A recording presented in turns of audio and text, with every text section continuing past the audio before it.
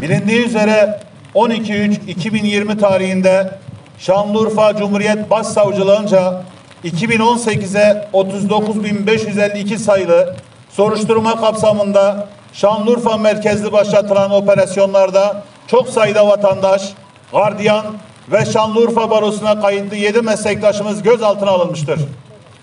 Aynı şekilde bu dosya kapsamında Diyarbakır Barosu'na kayıtlı 2 meslektaşımız da gözaltına alınmış, 2 meslektaşımız ile Şırnak Barosu'na kayıtlı 1 meslektaşımız hakkında yakalama kararı çıkartılmıştır.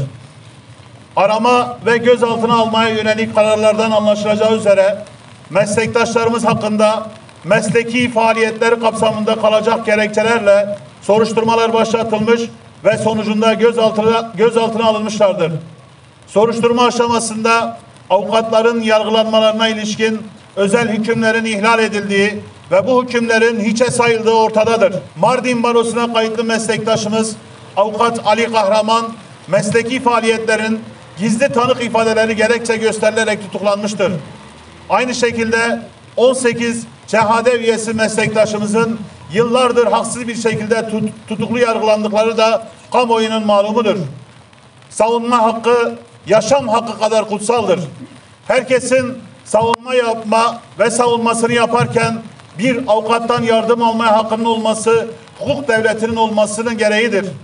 Savunmayı temsil eden ve kamu hizmeti yapan avukatların soruşturmaları ve büroların aranması bu konudaki yasal düzenlemeler dikkate alınarak yapılması gerekirken savunmanın bağımsızlığını teminat altına alan bu düzenlemelerin hiçe sayılmasını, üstüne bir de avukatın temsil ettiği kişiler ve üstlendiği görevlerden dolayı soruşturmalarını ve gözaltına alınmalarını kabul etmemiz mümkün değildir. Avukat üstlendiği görev ile bağdaştırılamaz. Bu görevinden dolayı yargılanamaz.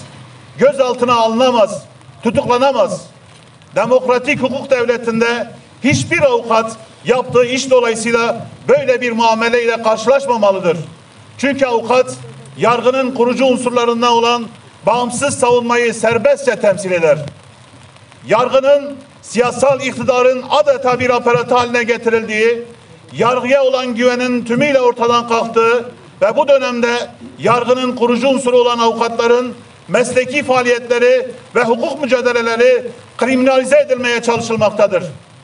Unutulmamalıdır ki biz avukatlar tarih boyunca adaletin tecellisi, her yurttaşın özgürce ve güven içinde yaşaması uğruna hukuk mücadelesi verdik.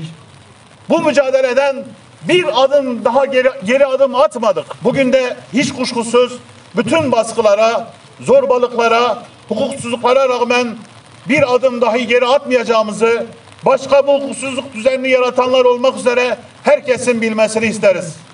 Şanlıurfa Barosu, Batman Barosu, Diyarbakır Barosu, Gaziantep Barosu, Şırnak Barosu, Mardin Barosu, Van Barosu, Siirt Barosu ve burada bulunamayıp bizimle danışma içerisinde olan tüm barolar olarak 13 meslektaşımızın soruşturulmasını ve gözaltına alınmalarını savunmaya saldırı olarak değerlendiriyoruz. Ancak buradan bir kez daha haykırıyoruz. Bağımsız savunma tutsak edilemez. Mesleğimizi yapmamızın önüne hiçbir kuvvet geçemez. Buradan hem tutuklu olan hem de şu anda gözaltında olan tüm meslektaşlarımızın derhal serbest bırakılmasını ve avukatlara saldırma alışkanlığından vazgeçilmesini talep ediyoruz. Bu hususta sonuna kadar meslektaşlarımızla danışma içerisinde kalacağımızı belirtiyor. Basına ve kamuoyunun dikkatine saygıyla duyuruyoruz.